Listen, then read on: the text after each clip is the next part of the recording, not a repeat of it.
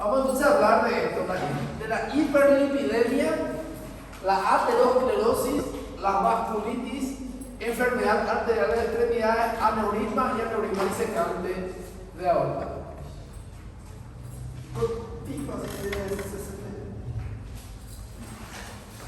Entonces, para hablar de la hiperlipidemia, tenemos que entender el concepto de lipoproteínas. Las lipoproteínas son macromoléculas que se encargan de transportar los lípidos. Por lo tanto, están compuestos por lípidos y por proteínas. Por eso se llama lipoproteína. Y tiene una característica esencial. Tiene una monocapa de fosfolípidos, ¿sí? Y en su interior tiene colesterol y triglicéridos, y tiene una molécula proteica conocida como apoproteína. Y estas apoproteínas son como si fueran unas llaves que se van y entran en el cerrojo de una puerta para que esto pueda ingresar. Estas apoproteínas son las que dan las características a la lipoproteína. Depende de esta apoproteína para que estas lipoproteínas tengan más cantidad de triglicéridos o colesterol. Por lo tanto, es lo que le da su identidad. Este gráfico también es muy interesante. Según su densidad, las lipoproteínas se pueden clasificar en baja densidad hasta alta densidad. La lipoproteína que tenga más baja densidad, y cuando hablamos de su densidad, ¿por qué se habla de densidad? Porque si está en un tubo de ensayo, el que tiene más peso, digámosle, pero desde el punto de vista de la densidad, va hacia el fondo, y el que va y los demás van hacia arriba. La de baja densidad no quiere decir que sea mejor, todo lo contrario, es peor. La baja densidad, la de más baja densidad son los kilomicrones. Los kilomicrones representan 80 a 90% triglicéridos y 2% de proteínas. Y los kilomicrones son la única lipoproteína que no se crea en el hígado. Todas las demás son creadas en el hígado. Después tenemos a la VLDL. La VLDL tiene 55% a 65% de triglicéridos, 10% de colesterol y 5 a 10% de proteína. La VLDL tiene casi el mismo significado. Tiene casi el mismo significado que los kilomicrones.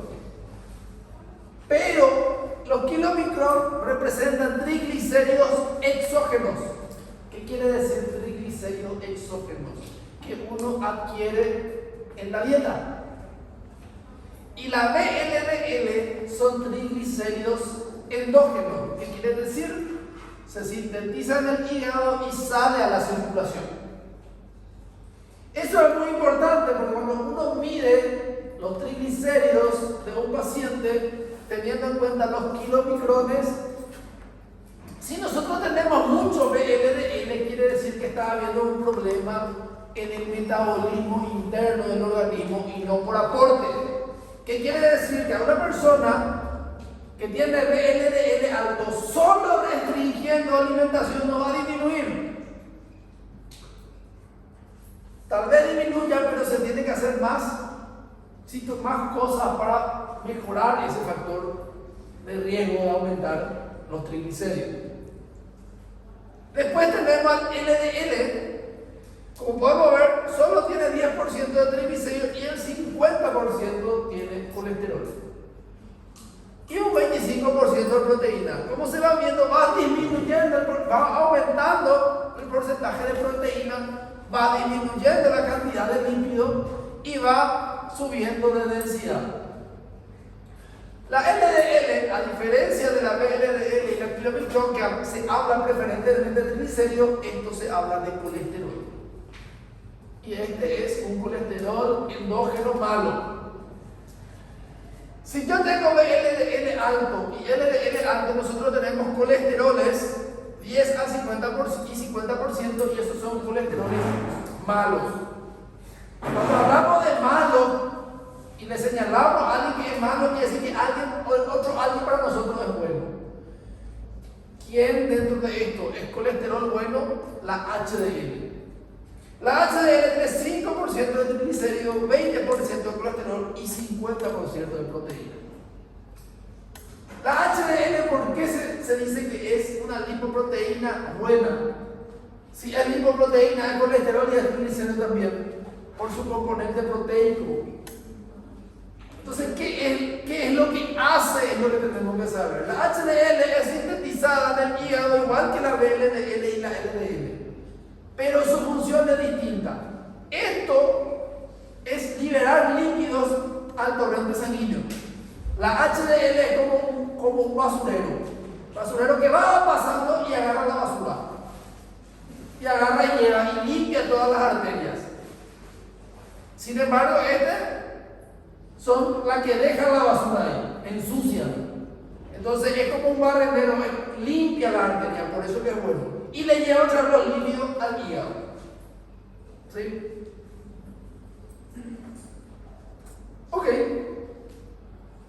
Entonces tenemos la hiperlipidemia, colesterol malo, me da la VLDL, la IDL y la LDL. ¿Por qué IDL? Nosotros casi no hablamos de IDL, porque IDL es un intermedio entre la LDL y la VLDL.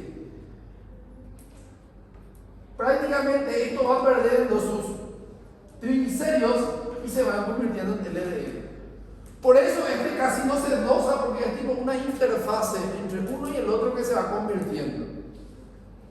Estos son colesteroles malos, ¿por qué? Porque son los que se van. En realidad, cuando hablamos de malo es cuando aumenta más del valor normal que el organismo necesita, porque el organismo necesita de lípidos. Pero cuando hay más lípidos de lo normal, entonces se queda en la arteria y esos son los que producen las alteraciones como la aterosclerosis que vamos a ver más adelante. El kilomicrón es fuente exógena de triglicéridos y la VLDL es fuente endógena de triglicéridos. Porque cuando uno come todo eso, después se va y se almacena. ¿Se acuerdan que se almacenaban los adipocitos en el hígado?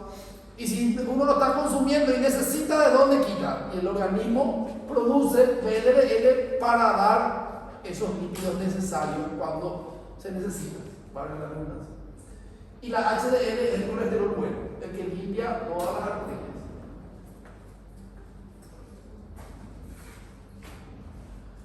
La apoproteína, solo para mencionar algunas cosas, las apoproteínas son aquellas proteínas que son como marcadores de la lipoproteína que le dan su identidad y que me dicen qué va a hacer esa lipoproteína. Por ejemplo, se divide en tres tipos principalmente: la apoproteína A, B y C.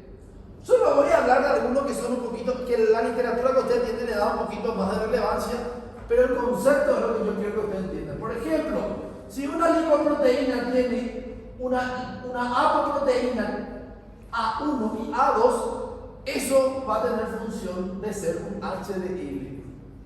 Pero si por ejemplo tiene una apoproteína B100, eso va a ser una LDL. La B48 suele ser lo de los kilomicrones.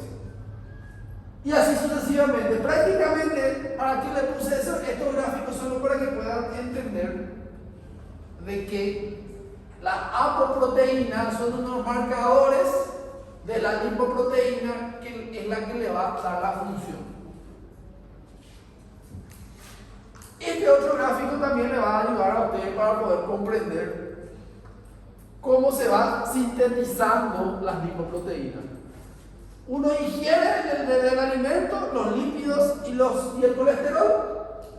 En el intestino, es el intestino que tiene la producción de proteína que marca y transforma en kilomicrón. Por lo tanto, kilomicrón es un aporte exógeno. Entonces, el intestino crea kilomicrones, esto pasa la circulación, obviamente, vellosidades entéricas, va a la vena, y eso, la vena por donde pasa, después de pasar el intestino, por el hígado. Por lo tanto, cuando hablamos de vasos, en este caso normalmente son vasos venosos. Va al hígado, o si no, puede igual continuar en la circulación y se puede almacenar en el hígado, puede almacenar en los linfocitos o puede ser utilizado, por ejemplo, en los músculos.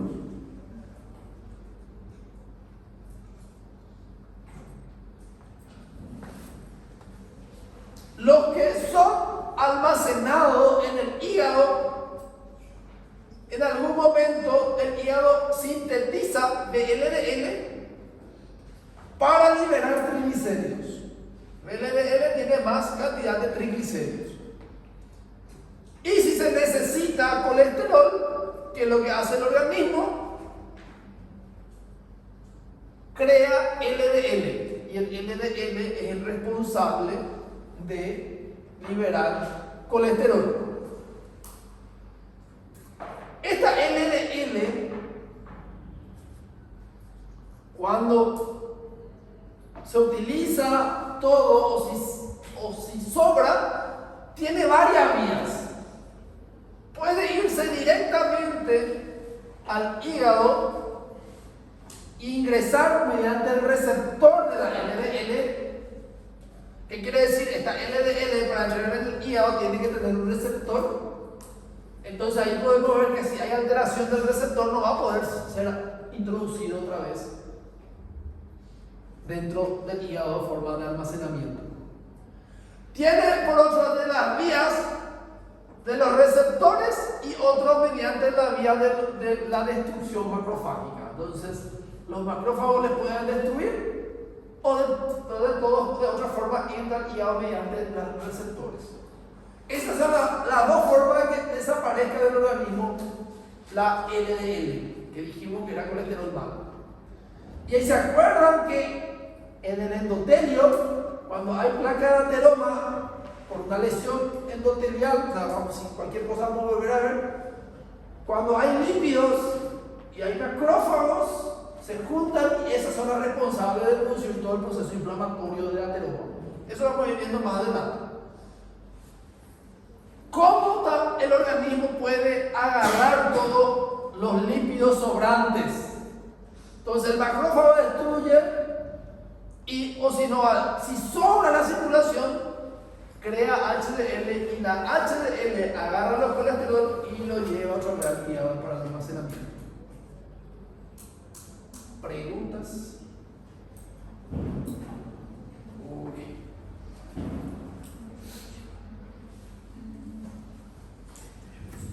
Lo que le dije, la eliminación de la lipoproteína se hace mediante por la vía del receptor del LDL en el 75% en el hígado.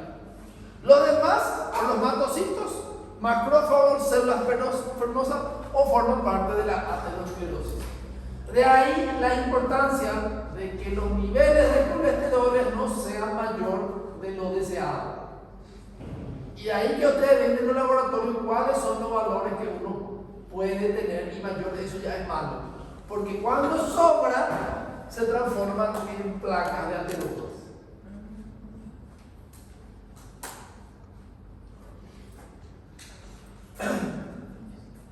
¿Y qué niveles esperados? ¿Cuáles son los niveles? Esto en algunos momentos puede variar un poco porque depende mucho de la estandarización y lo que se cree que es malo. Sería como la misma cosa como la glicemia. Entonces en algún momento, si hay algún estudio que dice que tener más bajo tal cosa es mejor, eso es lo que ahí se modifica. Pero para ustedes, para que puedan entender y para que podamos charlar, vamos a hablar entonces los niveles de colesterol total. Cuando hablamos de colesterol total, estamos hablando del LDL, del VLDL, del H y del HDL. Eso, cuando cuando hablamos de colesterol total tiene que ser, lo deseable es menor a 200. Por lo tanto, mayor a 200 ya me habla que hay aumento de probabilidad de producir placa de ateroma. Ese es nuestro gran problema. Y después todas las complicaciones que vienen por eso. De 200 a 239 elevado fronterizo y mayor de 240 elevado. ¿Por qué le hacen este tipo de clasificación? Porque si cuando ustedes hablan de tratamiento, si está menor a 200 no le van a hacer ningún tratamiento. Si está entre 200 y 239 le pueden decir hagan actividad física, disminuye el contenido del triglicérido verídico, aliméntese mejor y pueden que mejora. Y si no mejora, entonces probablemente necesite fármaco. Pero si tiene este valor, sí o sí ya necesita fármaco aparte que el estilo de vida. Para eso es el tema de la clasificación. El colesterol, el óptimo es menos a 100, pero una persona sin factor de riesgo cardiovascular puede tener un valor entre 100 y 129, casi óptimo o encima de lo óptimo. Les digo, persona que no tenga ningún factor de riesgo cardiovascular puede tener hasta estos valores, pero persona con valor, solo un factor de riesgo cardiovascular tiene que tener menos que 100. Después tenemos el elevado fronterizo de 103 y 159. Acá podríamos plantear tratamiento de cambio de estilo de vida, pero si yo tengo 160 y 189, ese 100% tratamiento médico y cambio de estilo de vida. Y mayor de 190, muy elevado. Lo que me habla de cada vez que está mayor riesgo de aterosclerosis. El colesterol HDL varía mucho en si es mujer o si es varón. La mujer tiene muchas cosas en su contra con respecto a eso, porque necesita tener un valor de HDL mucho más alto que el varón. Pero desde el punto de vista estándar, hablamos que es bajo, menor de 40 y alto, mayor de 60. Que sea alto es bueno. ¿Cuánto es el valor, así para que ustedes se acuerden, que sea bueno para el organismo? Mayor de 45. Mayor de 45 HDL, eso es bueno. Ahora, menor a eso es malo. Pero como eso está en la literatura de ustedes, cuando es menor de 40 es bajo. Que esté mayor de eso, no importa. Cuanto más alto, mejor. No es malo. Eso es lo que le quiero decir. Cuanto más alto la HDL, mejor. Y se vio que cuando más se puede alzar, mejor. Ahora, les pregunto a ustedes si a ustedes leyeron alguna vez o escucharon alguna vez, ¿qué situación hace que aumente la HDL? Porque comiendo lípidos no, porque va a aumentar todos los otros. Podría ser, pero muy pocos resultados te va a dar consumir lípidos, solo lípidos. Hay una situación muy conocida y muy interesante que no solo mejora los lípidos.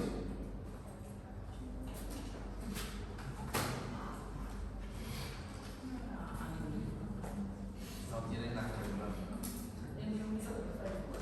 ver. Ejercicio. Aplausos, no sé de dónde quita esa la cosa, pero a veces no. La actividad física es el único efectivo que puede aumentar la HDL. Y en la persona fumadora, dejar de fumar aumenta la HDL. Por lo tanto, en esas personas la HDL va a estar baja. Toda situación oxidativa, estresante, va a producir un descenso de la HDL. Y es más, ustedes van a ver en el laboratorio, todos sus lípidos están normales, no tienen ningún factor de riesgo. Todo bien. Hasta es súper poderoso porque no es ni varón ni mujer, es que una mujer tiene otro estatus hoy en día. Entonces hasta es mujer, o sea, va a ser importante. Pero salvo por un problema, la HDL está baja. La HDL es un factor poderoso de aterosclerosis y es un factor de riesgo cardiovascular. Solo tener HDL bajo es un factor de riesgo. Entonces, ¿qué hacemos? No tiene ninguna enfermedad, no tiene ningún factor de riesgo. Pregúntenle a esa persona si es sedentaria y probablemente sea sedentaria. Entonces, para mejorar su condición de salud, tiene que hacer actividad física.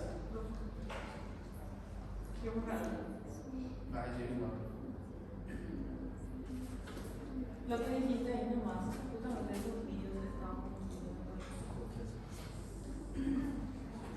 Así es. Ese es lo único. Sí, la suma de los 13 porque hasta los kilomicrones. Pero no se suma, ese se hace un algoritmo y te sale por separado. ¿A qué voy a hacer cálculo? Bueno, si hay alguna pregunta. Bueno, según la clasificación de Friedrich, visto que estaba en clínica médica, en el servicio por la clasificación de hiperlipidemia, grado 2, no sé qué cosas. Bueno, esta es la forma de poder clasificar. Les digo la verdad, en realidad ustedes tienen que saber, por si de repente quieren hacer metabolismo, endocrino o algo por el estilo, ¿sí saben? Les tengo que enseñar esto, pero yo no utilizo tanto, pero porque me enseñaré. Entonces, dependiendo de cuál de los lípidos está elevado en la sangre, se puede clasificar a las dislipidemias, porque esta es la clasificación de la hiperlipoproteinemia, teniendo en cuenta las alteraciones genéticas y cuáles son las lipoproteínas que están elevadas. Se puede clasificar entonces tipo 1, tipo 2, tipo 3, tipo 4 y tipo 5. La tipo 2, para complicar más nuestra existencia, se divide en 2A y 2B. Entonces, cuando hablamos de hipertrigliceridemia exógena de la dieta, sencillo, ¿qué eran los triglicéridos? Los kilomicrones. Entonces, ¿qué va a estar elevado en el plasma? Kilomicrones y triglicéridos. Entonces, aumento de kilomicrones y de triglicéridos en la sangre me habla de una hipertrigliceridemia exógena de la dieta. ¿Por qué es importante hacer eso? Porque si disminuimos la cantidad de triglicéridos en la dieta, vamos a mejorar. ¿Por qué una persona que se está alimentando teóricamente bien comienza a tener triglicéridos altos? Kilomicrones o triglicéridos altos. Y es por mutación del gen de la lipoproteína y pasa.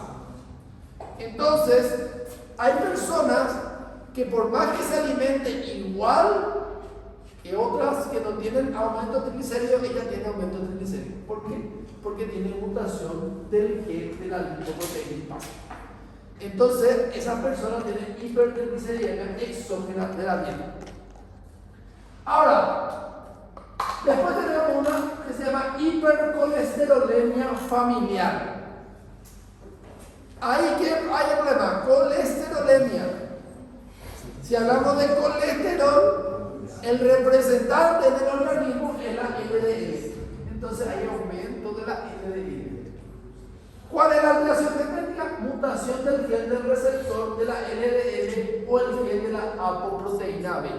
¿Se acuerdan que yo les mostré la LDL, la APO100, que era la que le marcaba a la LDL? Entonces la mutación está a ese nivel. Después tenemos la hiperlipidemia combinada. Hiperlipidemia combinada, colesterol y triglicéridos. Entonces, ¿qué tenemos elevado? Colesterol LDL y VLDL y los triglicéridos libres. ¿Esto por qué ocurre? Una mutación del gen del receptor de LDL o del gen de la APO, igual que el anterior. La única diferencia que acá el problema no es solo LDL, sino también la VLDL y por consiguiente el colesterol. La tipo 3, hiperlipidemia remanente. Cuando hablo de remanente, cuando decimos remanente, es la sobra, lo que nadie quiere ser. La sobra, lo que se quedó. Y la LDL era un mecanismo de transición que es como el resto de la VLDL.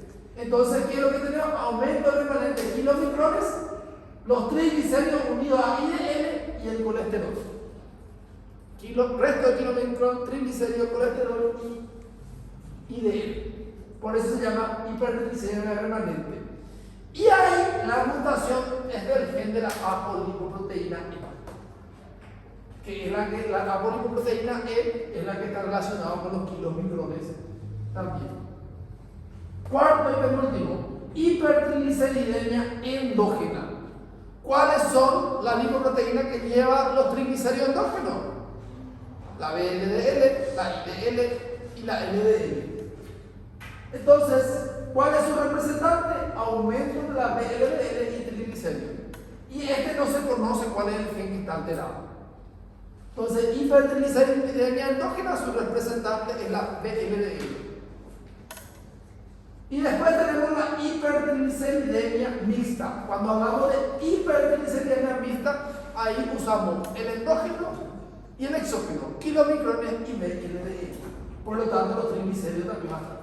Y en este caso, la mutación del gen de la apoproteína C2 es la que está alterada.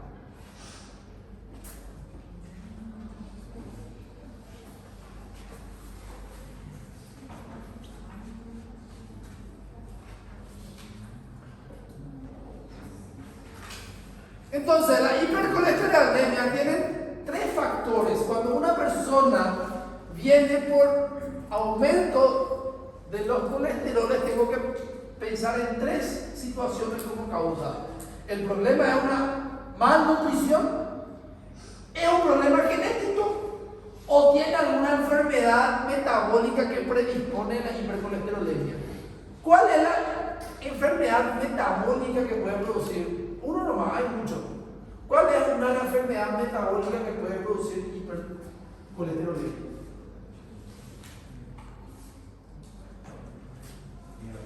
La diabetes.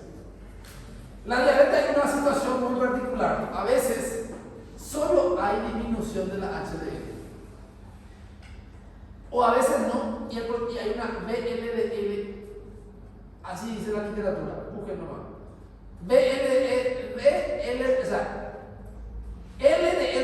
LDL pequeñas y densas.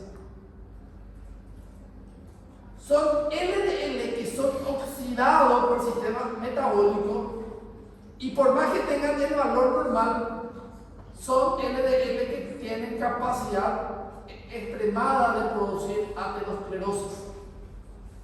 Por eso en los pacientes con diabetes, con HDL bajo y no tenga otra situación, se le da atorvastatina, rivastatina, o sea, un anticolesterol.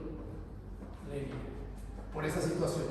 Porque por más que no sea altos sus niveles, en ellos, si están asociados a muchos factores de riesgo, la posibilidad de producir ateromatosis. Obviamente que hay otras situaciones metabólicas que producen, por ejemplo, el síndrome de Cushing, la obesidad. Entonces, teniendo en cuenta, la hipercolesterolemia se puede dividir en dos, en la primaria y la secundaria. La primaria sería aquella que el problema está en la lipoproteína o en sus receptores. ¿Qué quiere decir? Hay un problema primario. Y la secundaria es aquella que el problema no se debe a las lipoproteínas ni a sus receptores. Se debe a enfermedades que predisponen al aumento de eso o a la ingesta excesiva de lípidos. Por lo tanto, la primaria está relacionada con antecedente familiar. Siempre tiene algún familiar que tenga enfermedades igual, y la secundaria puede no estar relacionada con cuadro familiar. A la primaria a la que le conocemos como genética. ¿Sí? Entonces, primaria no asociada con otros problemas de salud o conducta relacionada con el estilo de vida. Tiene una base genética. Secundaria se asocia con otros problemas de salud u otros comportamientos. Entonces, en este caso sí es tratar la enfermedad y cambiar el estilo de vida. Acá solo el cambio de estilo de vida no va a ser suficiente porque el problema es genético. ¿Qué quiere decir? La persona se va a tener que sacrificar más que esta. Ese es el problema. Porque el problema no es que yo me alimento mal, no es que yo como mal. El problema es que en mi gen ya está alterado. Entonces yo voy a tener que alimentarnos de una forma muy especial, hacer más actividad física que esta. Por lo tanto, este tiene mayor riesgo cardiovascular que este. Por ese motivo. Porque el problema ya está en el gen, no en el estilo de vida.